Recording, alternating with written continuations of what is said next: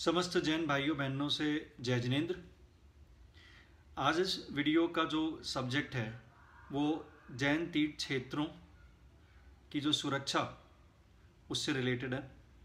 इस विषय के ऊपर पूर्व में भी एक वीडियो बनाया गया था, उसका लिंक डिस्क्रिप्शन बॉक्स में आप सबको दिख जाएगा। वहाँ पर जो तथ्यों की जो समीक्षा करी थी और जो मैंने विवरण दिया था उसको अब मैं आगे लेके जाऊँगा, क्योंकि ये विषय काफ़ी इम्पोर्टेंट है। तो देश भर में जैन तीर्थ क्षेत्र पूरे फैले हुए हैं। हर जगह आपको जैनियों के तीर्थ क्षेत्र दिख जाएंगे। तीर्थ क्षेत्र, अतिशय क्षेत्र, सिद्ध क्षेत्र, इन नामों से उन्हें बुलाया जाता है।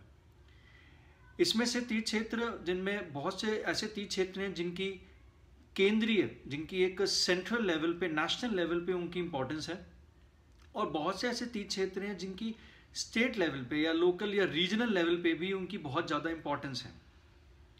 ये दोनों ही तीर्थ क्षेत्रों की श्रेणी में आते हैं। और साथ में इसमें पूरे देश भर में जो नगरों में जो प्राचीन जिनालय बने हैं, जैन मंदिर जो बने हुए हैं 400, 500, 1000 वर्षों के, जो जिनके अब आसपास शहर बस चुका है, डेवलपमेंट हो चुका, विकास कार्य हो चुके हैं, अर्बन सिटी बन चुकी हैं, लेकिन अभी ऐसे हजारों की तादाद में ऐसे प्राचीन जैन मंदिर हैं जो इन नगरों में तो हैं लेकिन हैं प्राचीन, बहुत ओल्ड है। इन दोनों ही कैटेगरी के ऊपर जो हमारी धरोहर हैं, इनके ऊपर बहुत अलग अलग तरीके से इंक्रोचमेंट, डेमोलिशन, इनके ढांचों को मतलब एक तरीके से ऑल्टर करना कंस्ट्रक्शन के नाम पर, इनके ऊपर टोटल इंक्रोचमेंट की गतिविधियां होना अराजक तत्वों के द्वारा, कहीं कहीं पर पूरे तीर्थ क्षेत्र को कब्जे करने की ही साजिशें हैं। इन विषयों के ऊपर कहीं पर आज मैं बात कर रहा हूँ। तो देखिए, जितने भी जो केंद्रीय हमारे तीर्थ क्षेत्र हैं और जो राजकीय लेवल है, इनका जो मैनेजमेंट है वो अलग अलग जैन संगठन करते हैं। ये इस तथ्य से आप सब भली भांति परिचित होंगे।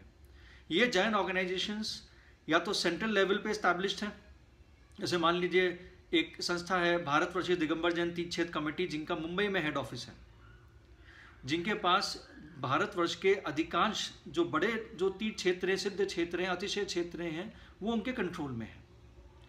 वहीं पर स्टेट लेवल पे आपकी कमेटी है बिहार, बंगाल, उड़ीसा तीर्थ क्षेत्र कमेटी, दिगंबर जैन महासभा, हालांकि वो सेंट्रल लेवल पे है। इनके पास भी सेंट्रल लेवल पे और रीजनल लेवल पे, स्टेट लेवल पर तीर्थ क्षेत्रों की सुरक्षा, सिक्योरिटी उनके और उनकी ओवरऑल मैनेजमेंट उनके कंट्रोल में है। यहाँ पर अब इस वीडियो में विषय ये मैं उस दिशा में लेके जाना चाहता हूँ जहाँ पर जैनियों को और इनफैक्ट जो जैन समाज से बाहर है उनको भी कहीं पर ये समझना होगा कि ये जो जैन गवर्नेंस की जो बात हो रही है तीर्थ क्षेत्रों की सुरक्षा के लिए, वहाँ पर कहाँ पर लैप्सेस आ रहे हैं, कहाँ पर लापरवाहियाँ हो रही हैं, जिसके कारण आज जो मुझे ये कहना पड़ रहा है कि इन तीर्थ क्षेत्रों के ऊपर खतरे के बादल मंडरा रहे हैं। सबसे प्रथम मूल कारण आता है जो जैन संगठन बनाए हुए हैं। ये तो मैंने कुछ जो पुराने जो जैन संगठन है, संस्था हैं, कमिटीज़ हैं, उनके नाम लिए हैं, ऐसे और बहुत हैं। कभी हुआ पॉसिबल तो मैं वीडियो में आगे वीडियोस बनाऊंगा, उसमें मैं आपको बताऊंगा। तो होता क्या है, ये जो संगठन कमिटीज हैं, इनके अपने अपने नियम के अनुसार इनके इलेक्शंस होते हैं और इलेक्शंस में अपॉइंटमेंट होती हैं अलग अलग पदाधिकारियों की, जैसे कि अध्यक्ष, मंत्री, महामंत्री, कोषाध्यक्ष। इनकी अपॉइंटमेंट्स वोटिंग के माध्यम से होती है। वोटिंग प्राय जितने भी प्रांतीय, क्षेत्रीय, राजकीय, केंद्रीय, जितने भी जो हमारे तीर्थ क्षेत्र जैन मंदिर हैं, हर जगह उनके जो संगठन हैं, उनके जो कमिटीज़ हैं, वहाँ पर ये वोटिंग होती हैं सदस्यों के द्वारा, जो जहाँ का सदस्य हैं, और उसके द्वारा वहाँ पर फिर पदाधिकारियों की अपॉइंटमेंट होती है। जो एक मतलब जो जैन लॉ के हिसाब से, भारतीय कॉन्स्टिट्यूशन के हिसाब से जो प्रोसेस बनाया हुआ है वो यही है। अब इसके आगे क्या होता है कि मान लीजिए किसी एक नेशनल ऑर्गेनाइजेशन में इलेक्शंस हुए, सदस्यों ने वोटिंग करी और पदाधिकारी चुन लिए गए। अब मान लीजिए कहीं पर 4 वर्ष का अंतराल होता है मूल कहीं पर नेक्स्ट इलेक्शंस के लिए, तो यहां पर एक बहुत बड़ी भारी समस्या उत्पन्न होती है। सदस्यों में एक आम विचारधारा ये बनी हुई है, जैनियों की बात मैं कर रहा हूं, कि इलेक्शन हो जाने के बाद मान लीजिए एक तो 100% इलेक्शन होते नहीं है, जो हमारे देश में भी जो राष्ट्र के जो नेशनल या स्टेट लेवल पे जो इलेक्शंस होते हैं वहाँ पर भी हम हालत देखते हैं 50%, 60%, 70% से ऊपर ज़्यादा वोटिंग होती नहीं है। तो जैन समाज में उनके संगठनों में भी जो वोटिंग होती है वहाँ पर 100% वोटिंग नहीं है, बहुत कम स्तर है। मैं एग्जैक्ट तो नहीं बता सकता, लेकिन 40-50% का कहीं पर उससे ऊपर नहीं है, वो भी बहुत मुश्किल से होती है। चलिए वोटिंग हो गई, इलेक्शंस हो गए, अपॉइंटमेंट्स हो गए लोगों के, अब उसके बाद 4 साल तक फ्रेश इलेक्शन नहीं होंगे। तो करते क्या है, जैनियों की जो एक बहुत खराब आदत है, जो बुरी आदत है, उसके ऊपर मैं यहाँ पर ध्यान आप लोगों का आकर्षित करना चाहता हूँ। वो 4 साल तक मौन हो जाते हैं। वो पदाधिकारियों से या कमेटियों से ये नहीं पूछते हैं कि आप बताइए कि तीर्थों की सुरक्षा के लिए आपने क्या पॉलिसीज बनाई हैं, किन किन तीर्थों पे लीगल खतरा है, कहाँ पर इंक्रोचमेंट हो गए हैं या होने वाले हैं, उसके रोकथाम के लिए आपने क्या किया। अगर इंक्रोचमेंट हो चुकी है तो आप लीगल केसेस जो फाइट कर रहे हैं उसके बारे में डिटेल दीजिए, कोर्ट प्रोसीडिंग्स दीजिए समाज को, प्रोसेस बताइए कि कौन सा केस किस स्टेज पे है। अगर किसी तीर्थ क्षेत्र का प्राचीन इतिहास है, वो बहुत प्राचीन धरोहर है, तो उसका इतिहास होगा अपना स्वयं का, वो इतिहास हमें दीजिए। जब ये जानकारी सदस्यों द्वारा मांगी जाएगी अपने संगठनों से, अपने ऑर्गेनाइजेशन, ट्रस्ट, कमिटी से, और सिर्फ 1 या 2 सदस्यों के द्वारा ये जानकारी मांगी जाएगी, तो इसका प्रभाव कुछ भी नहीं होगा। जब बहुत अधिक संख्या में जैन समाज के जो सदस्य हैं वो अपने संगठनों से जानकारी मांगेंगे, तब जाकर उसका व्यापक असर पड़ेगा संगठन के पदाधिकारियों की मानसिकता और उनकी कार्यप्रणाली पे। और उसके बाद वह जो भी तीर्थ क्षेत्र, अतिशय क्षेत्रों की जो रखवाली कर रहे हैं, जिसकी सेफ्टी सिक्योरिटी की रिस्पॉन्सिबिलिटी हमने उन्हें दी हुई है, वो तीर्थ क्षेत्र भी तभी बचेगा जब जैन सदस्य, समाज से जो सदस्य बने हैं, जब ये जानकारियां लेंगे, पूरी जो गवर्नेंस है जैनियों की, जो हमारी अपनी तीर्थों की जैन गवर्नेंस है, उसमें जब रुचि लेंगे, तब जाकर वो पर्टिकुलर तीर्थ क्षेत्र अगर प्रॉब्लम में है तो वो उसकी सेफ्टी हो पाएगी, नहीं तो असंभव है। अभी के समय जो मेरी रिसर्च मैंने इतने वर्षों में जो करी है, उससे मैंने कहीं पर एनालिसिस ये निकाला है कि हमारी जो गवर्नेंस का जो प्रोसेस है वो बहुत वीक है। जो जितनी भी बड़ी जैन ऑर्गेनाइजेशंस हैं और जितनी भी जो रीजनल ऑर्गेनाइजेशंस हैं, वहाँ पर इलेक्शंस तो किसी ना किसी तरह हो जाते हैं, लेकिन जब बात आती है वहाँ के सदस्यों की गवर्नेंस में पार्टिसिपेशन कि क्या वो प्रशासनिक प्रोसेस में रुचि लेते हैं, नियमित समय में जानकारियाँ रिटर्न में, ईमेल के माध्यम से, फ़ोन के माध्यम से, चर्चाओं के माध्यम से, क्या वो तथ्यों की जानकारी ले रहे हैं कि तीर्थ की सुरक्षा क्या हो रही है, तीर्थ में क्या कार्य हो रहे हैं, कितनी आमदनी हुई है, कितनी दान राशि आई है, कितना रुपए खर्च हो गया है। मान लीजिए कोई कोर्ट केस हो रहा है, उसमें लाखों करोड़ रुपए खर्च हो रहे हैं, तो क्या जैन सदस्यों ने जानकारी ली समाज से कि भाई बताइए, हमें ब्यौरा दीजिए, पूरा अकाउंट स्टेटमेंट दीजिए, हमें डिटेल्स बताइए अपने संगठनों से। अगर ये काम हम नहीं करते हैं तो भाइयों बहनों, आप ये समझ लीजिए कि हम हमारे तीर्थ क्षेत्रों की रक्षा, सुरक्षा नहीं कर पाएंगे। और यह बात मैं तीर्थ कह रहा हूँ तो इससे आप कंफ्यूज मत होइएगा, ये विषय सिर्फ बड़े बड़े तीर्थ क्षेत्रों तक सीमित नहीं है। यह विषय संपूर्ण जैन विरासत, जैन धरोहर, जैन संस्कृति के लिए है। हमारे आपके नगरों में, जो क्षेत्रीय मोहल्लों में, नगरों में, अलग अलग जगहों पे जो हमारे जिनालय बने हुए हैं, हमारी जैन संस्कृति बनी हुई है, उनके ऊपर आने वाले टाइम में, या मैं यूँ कहूँ कि ऑलरेडी उनके ऊपर खतरा मंडरा रहा है, खतरा मंडरा चुका है। कई जिनालियों को नोटिसेस मिल रहे हैं क्यों? क्योंकि सिटीज़ में डेवलपमेंट के कार्य हो रहे हैं, मास्टर प्लान्स बन रहे हैं, पॉलिसीज़ बन रही हैं इकोनॉमिक। अब उसके लिए भूमि के ऊपर चेंजेस होंगे प्लान्स के अकॉर्डिंग। यहाँ पर एडमिनिस्ट्रेशन पॉलिसी बना रहे हैं और देख रहे हैं कि अगर कोई जैन हेरिटेज आ रही है तो उसको वो ध्यान नहीं दे रहे हैं। उसको ताक पे रखते हुए पॉलिसी बन रही है कि अगर जिनालय टूटना है तो टूट जाए, हम तो तोड़ देंगे डेवलपमेंट और विकास के नाम पे। और उस समय जो वहाँ की क्षेत्रीय जैन समाज होती है वो इतनी सक्षम नहीं होती है कि वो प्रशासन से, गवर्नमेंट से लीगली फाइट कर सके चीज़ों को बचाने, अपनी धरोहर को बचाने के लिए। उस समय उनके पास लीगल असिस्टेंस उनको चाहिए होती है, वो उनके पास नहीं है। गवर्नमेंट से लड़ने के लिए जब न्यायालयों में जाना पड़ता है, session court, high court, supreme court, तो उस समय बड़े बड़े जैन लॉयर्स चाहिए होते हैं। और बात सिर्फ जैन लॉयर्स तक नहीं है, लॉयर कोई भी हो सकते हैं खैर, लेकिन लीगल टीम हमें चाहिए। उन लीगल टीम को देने के लिए फीस चाहिए, धन चाहिए, पेपर्स चाहिए, डॉक्यूमेंट्स चाहिए।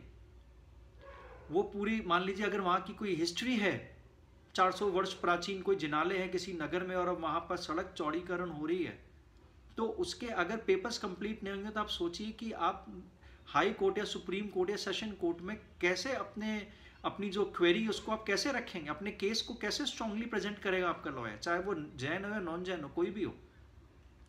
अभी के समय वर्तमान में लीगल प्रोसेस जैन समाज का वीक है। मैं इस विषय पे विशेष ध्यान आकर्षित करवाना चाह रहा हूं आप लोगों का।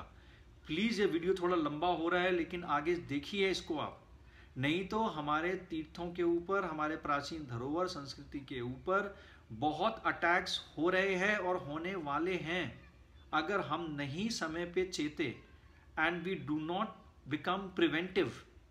अगर हम पहले ही खतरे को नहीं भापेंगे तो ये खतरे इस लेवल पे पहुंच जाएंगे कि मतलब बहुत स्कैरी सिचुएशन आने वाली है जैन धरोहर पे।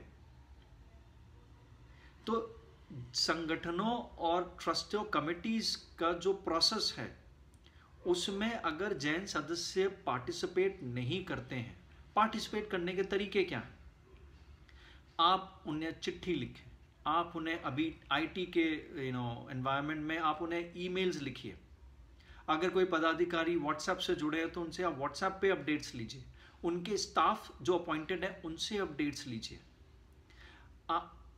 जितने भी जो बड़े बड़े संगठन्स हैं, ये कमिटीज़ हैं, ये फोर्टनाइटली या वीकली या मंथली मैगजीन, पत्रिका पब्लिश करते हैं। उन पत्रिकाओं में ये अलग अलग तीर्थों के, जिनालों की इतिहास, उनसे संबंधित लेख होते हैं। जो समाज के बुद्धिजीवी वर्ग हैं उनके लेख होते हैं।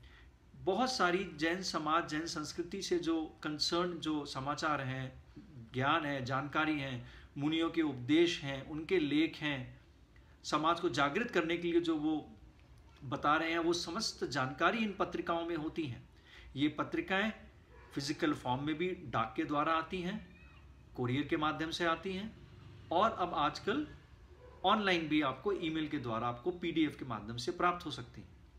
लेकिन वो तो प्रिंट कर रहे हैं, तो यहाँ पर तो मैं कहूँगा कि जैन कमिटीज की उनकी गलती नहीं है, लेकिन समाज के जो लोग हैं क्या वो पढ़ रहे हैं? क्या वो इन पत्रिकाओं को पढ़ने में रुचि रखते हैं? आज इतना बड़ा भारतवर्ष में युवा वर्ग है, जैनियों में भी बहुत बड़ा वर्ग युवा है, क्या ये युवा इन पत्रिकाओं में रुचि लेते हैं जिन पत्रिकाओं में पूरी की पूरी जैन कल्चर के बारे में इंफॉर्मेशन एंड नॉलेज अवेलेबल है? Do they read these magazines? Do they take interest in reading these magazines? चाहे, और ये पत्रिका ऐसा नहीं है, अंग्रेजी और हिंदी दोनों माध्यम में उपलब्ध हैं। जहाँ पर जो क्षेत्रीय जो अलग अलग, जैसे मान लीजिए दक्षिण भारत है तो वहाँ पर उनकी भाषाओं में उपलब्ध है। लेकिन क्या वह रुचि लेते हैं पढ़ने के लिए? क्योंकि जब वो पढ़ेंगे तो उन्हें मालूम पड़ेगा कि क्या समस्याएं आ रही हैं समाज के सामने, कमिटीज़ के सामने, ऑर्गेनाइजेशंस के सामने क्या समस्याएं आ रही हैं। उससे वो अवगत होंगे। जब अवगत होंगे तो वो उसमें पार्टिसिपेट करेंगे। पार्टिसिपेट करेंगे तो उससे एक बहुत गहन प्रभाव पड़ेगा, बहुत ज़ोरदार प्रभाव पड़ेगा। जो ये कमिटी जो लीगल केसेस लड़ रहे हैं, फाइट कर रहे हैं अलग अलग कोर्ट्स में या एडमिनिस्ट्रेशन से, उनसे फाइट बैक करने में इनको सहायता मिलेगी। लेकिन मेरे जो रिसर्च में आया और ज़्यादातर लोगों ने, जो जैनियों ने, जो एक्सपीरियंस्ड हैं, जिन्होंने बताया, जैन स्कॉलर्स ने, कि समाज के लोग इस पर रुचि लेते ही नहीं हैं। उन्हें मतलब ही नहीं है कि क्या तीर्थों के में क्या प्रोसेस में उन्हें क्या दिक्कतें आ रही हैं। या मैं रोज़ रोज़ की बात नहीं कर रहा हूँ जो उनको प्रॉब्लम्स फेस करनी पड़ती हैं, बात हो रही है बड़ी बड़ी जो मेजर दिक्कतें आती हैं तीर्थों को चलाने में या प्राचीन धरोहर को बचाने के लिए, उन सब के प्रोसेस में जैन समाज रुचि नहीं लेता है। वो इलेक्शन में वोटिंग देने के बाद वो भूल जाता है कि उसका कार्य खत्म। जैसे कि देश के इलेक्शंस होते हैं, हमने प्रधानमंत्री नियुक्त कर दिए, अब मंत्री बन गए, अब मुख्यमंत्री बन गए, एमएलए अपॉइंट हो गए, एमपी बन गए, उसके बाद हम शुद्ध बुद्ध लेते ही नहीं है कि वो जो कार्य कर रहे हैं उसकी समीक्षा करें, देखें वो कार्य सही से कर रहे हैं नहीं कर रहे हैं। जो कार्य नहीं हुए वो जाके फिर उनसे पूछें कि क्यों नहीं कार्य सही तरीके से हो रहे हैं। तो यहाँ यही मेंटालिटी, ये बिहेवियर जैन समाज में भी व्याप्त हो चुका है, जहाँ पर हमारे जैन समाज के जो सदस्य जो इन कमिटियों में, संगठनों के साथ जुड़े हुए हैं, धन तो दे देते हैं, लेकिन धन देने के बाद दिन प्रतिदिन क्या कार्य वो कर रहे हैं उसके प्रति उनको जानने की कोई इच्छा नहीं। They not interested to know what is happening in the Jain governance part. तो ये मैं अभी हिंदी में ही जानबूझ के मैं अपना वीडियो में मैं लैंग्वेज रख रहा हूँ, जिससे कि व्यापक रूप में देश भर के अलग अलग नगरों से लेके गाँव तक हर जगह सबको ये प्राप्त, ये एक इम्पॉर्टेंट विषय है, इसकी जानकारी पहुँचे। तो जब तक हम ये पार्टिसिपेशन को इम्प्रूव नहीं करेंगे, आप समझ लीजिए कि हमारे तीर्थों पे जो खतरा मंडरा रहा है, अभी ले लीजिए एग्जाम्पल में उदयगिरी, खंडगिरी है, गिरनार जी की समस्या चली रही है कोर्ट में, इसलिए मैं ज़्यादा उसके ऊपर कुछ मैं टिप्पणी नहीं कर रहा हूँ। सम्मेद शिखर जी के ऊपर समस्या आई पड़ी हुई है, वहाँ पर तो समाज के दो गुट आपस में ही केस लड़ रहे हैं, दिगंबर और श्वेतांबर। अंतरिक्ष पारसनाथ में भी केस लड़ रहे हैं दिगंबर और श्वेतांबर। ये तो चलिए आपस के जैन समाज के भीतर की लड़ाई है। प्रशासन से साथ जो उज्जैन नगर में जो हुआ जिनालय के साथ, इतना 500 वर्ष प्राचीन था और उसका कुछ हिस्सा तोड़ना पड़ा या तुड़वाया गया, कुछ भी आप समझ लीजिए।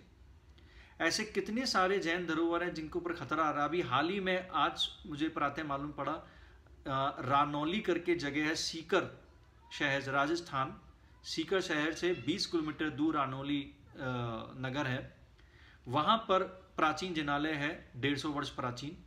आज उसको डेवलपमेंट काम का हवाला देते हुए उसको नोटिस दिया जा रहा है कि उसके पर्टिकुलर मेजर हिस्से को तोड़ दिया जाएगा सड़क चौड़ीकरण के लिए। वो भी अब अगेन लीगल मसला बनने वाला है, अभी तक बना नहीं है। तो ऐसे कितने मैं आपको अनगिनत एग्जाम्पल दे सकता हूँ जहाँ पर कि प्राचीन जैन धरोहर के ऊपर जो इंडिपेंडेंस के पहले के बने हुए हैं, जो 500, 400, 1000, 2000, 2500, 3000 वर्ष प्राचीन है, उसके ऊपर अभी के समय एडमिनिस्ट्रेशन आकर उसको ऊपर वार्निंग दे रहा है कि आपने अतिक्रमण किया, आपने इंक्रोचमेंट किया। इसलिए ये विषय मैं यहाँ पर ये उठा रहा हूँ। और बड़े बड़े तीर्थ क्षेत्रों के ऊपर समस्या अलग लेवल की है, उसके ऊपर एक वीडियो और मुझे बनानी पड़ेगी। लेकिन अभी के लिए मैं हाईलाइट ये कर रहा हूँ कि हमारे जैन गवर्नेंस में जैनियों की पार्टिसिपेशन बहुत ज़्यादा वीक है। पार्टिसिपेट करते नहीं हैं, जानकारी लेते नहीं हैं, फिर सोशल मीडिया पे आके चिल्लाते हैं, चीखते हैं, क्वेश्चंस पूछते हैं, जबकि ये सोशल मीडिया सही फोरम नहीं है क्वेश्चन पूछने का। सही फोरम है कि आप अपने पर्टिकुलर मोहल्ले के, एरिया के, नगर के, राज्य के, देश की जो संगठन, जो कमिटी है, जो ट्रस्ट है, जो जैन ऑर्गेनाइजेशन है, जिसको रिस्पॉन्सिबिलिटी दी हुई है कि वो अपने धरोहर को संरक्षित करे, सुरक्षित करे, उनसे क्वेश्चन पूछिए, उनसे बातों का आदान प्रदान करिए, उनसे चर्चा करिए, उनके मीटिंग्स में जाइए। आप हो सकते हैं कि उसके एक्टिव सदस्य हों, और हो सकता है आप एक्टिव सदस्य नहीं भी हैं। बहुत दोनों ही कैटेगरी ऑफ जैन्स को राइट है कि उनसे जाके क्वेश्चन कर सकते हैं, लेकिन आप सही ढंग से क्वेश्चन नहीं करेंगे तो बताइए उनकी क्या गलती, कमिटीज वालों की। वीडियो अब काफ़ी लंबा हो चुका है तो मैं यहाँ पर विराम देना चाहूँगा। इसके कुछ दिन के बाद मेरा प्रयास रहेगा कि मैं एक और वीडियो बनाऊं, बिकॉज जैन गवर्नेंस का जो टॉपिक है वो बहुत इंपॉर्टेंट है, कॉम्प्लेक्स है, पेचीदा है। कोई इस विषय पे बात करना चाहता नहीं है क्योंकि ये बहुत बोरियत वाली चीज़ है। चिल्लाने चीखने के लिए लोग आ जाते हैं, मेरा कहीं पर प्रयास ये है कि मैं सही जानकारी, सही ज्ञान दूं विषय पे, जो भी विषय हो, और समस्या को सुलझाने में अपनी सहायता दूं। तो आज के लिए मैं विराम देता हूं। आशा है आपको इससे कुछ ना कुछ सही जानकारी, सही ज्ञान प्राप्त हुआ होगा। अपने जो आपके सुझाव हैं, एडवाइस हैं, प्लीज़ कमेंट बॉक्स में साझा करिए, और आगे भी जैसा जितना भी हो सके मुझे सपोर्ट करिए। सादर जय जिनेंद्र, नमस्ते।